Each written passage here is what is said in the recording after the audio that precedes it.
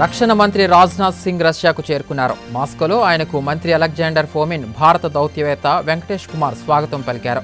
సైనిక సాంకేతిక సహకారంపై ఆయన రష్యా డిఫెన్స్ మినిస్టర్ ఆండ్రీ బెలోవోస్తో చర్చిస్తారు. ప్రెసిడెంట్ పుతిన్తోనూ ప్రత్యేకంగా సమావేశమవుతారు. కోట్లాది తెలుగు ప్రజలకు జీవనాధారంగా మారిన నాగార్జున సాగర్ ప్రాజెక్టు శంకుస్థాపనకు నేటితో 69 ఏళ్లు పూర్తయ్యాయి. 1955 డిసెంబర్ 10న అప్పటి ప్రధాని నెహ్రూ ప్రాజెక్టు నిర్మాణానికి శంకుస్థాపన చేశారు. ప్రపంచంలోని అత్యంత ఎత్తైన రాతి జలాశయాల్లో ఒకటైన దీని విస్తీర్ణం 110 చదరపు మైళ్ళు కాగా గరిష్ట నీటి మట్టం 590 అడుగులు. నాగార్జున సాగర్ నుంచి శ్రీశైలానికి ఇకపై వారానికి 2 రోజులు లాంచీలు నడవనున్నాయి. ఈ ఏడాది నవంబర్లో లాంచీ ట్రిప్లను ప్రారంభించి వారానికి ఒక లాంచీ చొప్పున 800 మందిని శ్రీశైలం తీసుకెళ్లినట్లు పర్యాటక శాఖ తెలిపింది. ఇక నుంచి మంగళ శనివారాల్లో లాంచీలు నడుపుతామని పేర్కొంది. తమను రెగ్యులర్ చేస్తామని తెలంగాణ సీఎం రేవంత్ ఇచ్చిన హామీ నెరవేరలేదని సమగ్ర శిక్ష ఉద్యోగులు తెలిపారు. ఈ నేపథ్యంలో ఈ నెల 10 నుంచి సమ్మెకు దిగుతున్నట్లు చెప్పారు. 20 ఏళ్లుగా తక్కువ జీతాలకు పనిచేస్తున్నామని, పెరిగిన నిత్యావసరాలకు అనుగుణంగా వేతనాలు లేక ఇబ్బందులు పడుతున్నామని వాపోయారు. తెలంగాణ రాష్ట్రంలోని అన్ని గురుకులాల్లో ఒకే ఫుడ్ మెనూ అమలు చేయాలని మంత్రి పొన్నం ప్రభాకర్ అధికారులను ఆదేశించారు. బీసీ గురుకులాలపై సమీక్షించిన ఆయన విద్యార్థుల ఆరోగ్యానికి ప్రాధాన్యత ఇవ్వాలన్నారు. స్కూళ్లలో సమస్యలుంటే వెంటనే తమ దృష్టికి తీసుకురావాలని, అనారోగ్యం బారిన పడిన విద్యార్థులకు వెంటనే వైద్యం అందించాలని సూచించారు. అల్లు అర్జున్ నటించిన పుష్ప 2 సినిమా నార్త్ అదరగొడుతోంది. నిన్న ఆదివారం ముంబైలోని ఓ మల్టీప్లెక్స్లో సినిమా చూడటానికి దాదాపు 250 మీటర్ల క్యూలో ప్రేక్షకులు నిలబడ్డారు. దీనిపై మేకర్స్ స్పందిస్తూ long queues, houseful boards, happy audience, Pushpa 2తో నిజమైన సినిమా వేడుకలు జరుగుతున్నాయని రాసుకొచ్చింది. తెలంగాణ ప్రజలకు కాంగ్రెస్ ఇచ్చిన ప్రతి గ్యారంటీని అమలు చేస్తున్నట్లు మంత్రి శ్రీధర్ బాబు తెలిపారు. రేషన్ కార్డు లబ్ధిదారులకు సన్నబియ్యం ఇచ్చే ఆలోచనలో ఉన్నామన్నారు. కళ్యాణ లక్ష్మి పథకంలో తులం బంగారం లాంటి హామీలన్నీ ఒక్కొక్కటిగా అమలు చేస్తామని చెప్పారు. పెండింగ్ హామీల అమలుకు కసరత్తు జరుగుతుందని మంత్రి వివరించారు. పొరుగు దేశాలైన మెక్సికో, కెనడాలకు అందిస్తున్న రాయితీలపై అమెరికాకు కాబోయే అధ్యక్షుడు ట్రంప్ మరోసారి స్పందించాడు. కెనడాకు ఏటా $100 బిలియన్, మెక్సికోకు $300 బిలియన్ సబ్సిడీ ఇస్తున్నాం. అసలు ఈ దేశాలకు ఎందుకు ఇవ్వాలి? దానికంటే ఆ 2 అమెరికాలో రాష్ట్రాలుగా విలీనమైతే మంచిదే అని వ్యాఖ్యానించారు. మహిళలు సీక్రెట్ కెమెరాల బారిన పడకుండా ఉండేందుకు హైదరాబాద్ పోలీసులు యాంటీ రెడ్ ఐ టీమ్ను తీసుకొస్తున్నారు.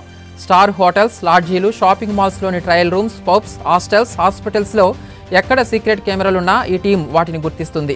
వీరు షీ టీమ్స్తో కలిసి బగ్ డిటెక్టర్తో తనిఖీలు చేపడతారు. ఢిల్లీలో 40కి పైగా స్కూళ్లకు మెయిల్ ద్వారా బాంబు బెదిరింపులు వచ్చినట్లు పోలీసులు తెలిపారు. చాలా స్కూల్స్, బిల్డింగ్స్ బాంబులు పెట్టాం. $30,000 ఇవ్వకపోతే వాటిని పేల్చేస్తాం.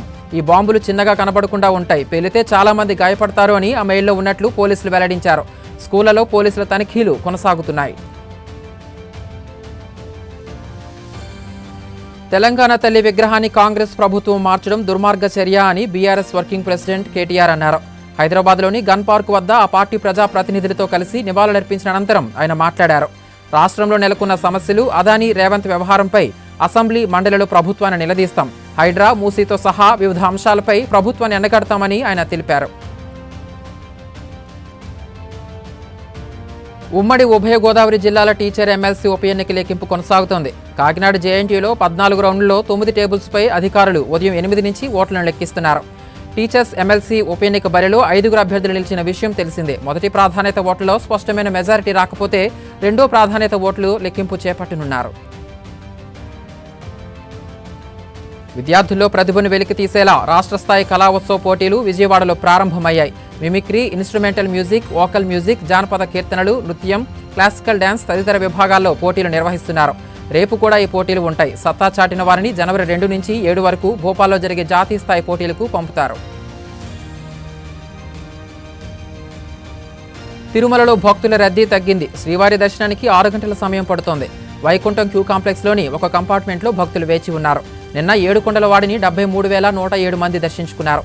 22,721 మంది తలనీలాలు సమర్పించారు. హుండీ ఆదాయం 3,58 లక్షల రూపాయలు లభించినట్లు టీటీడీ వెల్లడించింది.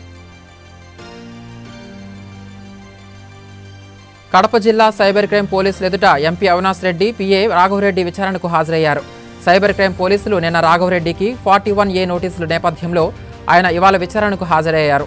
గత కొంతకాలంగా అజ్ఞాతంలో ఉన్న రాఘవరెడ్డిని ఈ నెల 14 వరకు అరెస్టు చేయొద్దంటూ హైకోర్టు ఆదేశాలు ఇవ్వడంతో రాఘవరెడ్డి విచారణకు వచ్చారు. తెలంగాణ రాష్ట్రం ములుగు జిల్లా చల్పాక్ ఎన్కౌంటర్కు నిరసనగా మావోయిస్టులు నేడు రాష్ట్ర బంద్కు పిలుపునిచ్చారు. ఆహారంలో విషప్రయోగం చేసి కాల్చి చంపారని వారు ఆరోపించారు. మావోల బంద్ పిలుపు నేపథ్యంలో ఏజెన్సీలో ఉద్రిక్తత నెలకొంది. తెలంగాణ, మహారాష్ట్ర, ఛత్తీస్గఢ్ సరిహద్దుల్లో పోలీసులు తనిఖీలు చేస్తున్నారు. అదానీ రేవంత్ భాయ్ భాయ్ అని ప్రింట్ చేసిన టీషర్ట్స్ ధరించి బీఆర్ఎస్ ఎమ్మెల్యేలు అసెంబ్లీకి వెళ్లగా గేటు దగ్గర పోలీసులు అడ్డుకున్నారు. టీషర్ట్స్ తొలగించి లోపలికి వెళ్లాలని సూచించారు. దీంతో పోలీసులతో కేటీఆర్ వాగ్వాదానికి దిగారు. దీంతో ఎమ్మెల్యేలు సహా కేటీఆర్ను పోలీసులు అదుపులోకి తీసుకున్నారు.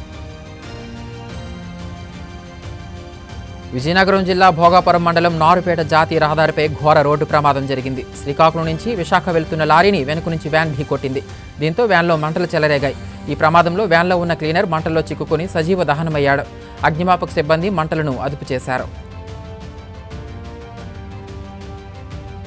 రైల్వేలో రిజర్వేషన్ టికెట్లకు డిజిటల్ పేమెంట్ ద్వారానే టికెట్ ఇవ్వాలని కేంద్ర ప్రభుత్వం ఇచ్చిన ఆదేశాలను రద్దు చేయాలని డిమాండ్ చేస్తూ సిపిఎం నాయకులు ఆందోళనకు దిగారు. తక్షణమే ప్రభుత్వ నిర్ణయాన్ని ఉపసంహరించుకోవాలని విజయనగరం జిల్లా బొబ్బిలి రైల్వే స్టేషన్ వద్ద ధర్నా నిర్వహించారు. విజయనగరం జిల్లా రాజం మున్సిపల్ విద్యుత్ శాఖ అధికారుల మీమాంస అభివృద్ధికి ఆటంకంగా మారుతోంది. సిటీలోని స్ట్రీట్ లైట్ కనెక్షన్కు స్మార్ట్ మీటర్లు సెట్ చేసేందుకు విద్యుత్ శాఖ ప్రయత్నాలకు జాప్యం జరుగుతోంది. స్మార్ట్ మీటర్ల రీఛార్జీలతో ఇబ్బందులు ఉంటాయని మున్సిపల్ అధికారులు సమాలోచన చేస్తున్నారు. ఇప్పటికే నెలల తరబడి బిల్లులు పెండింగ్లో ఉన్నట్లు సమాచారం.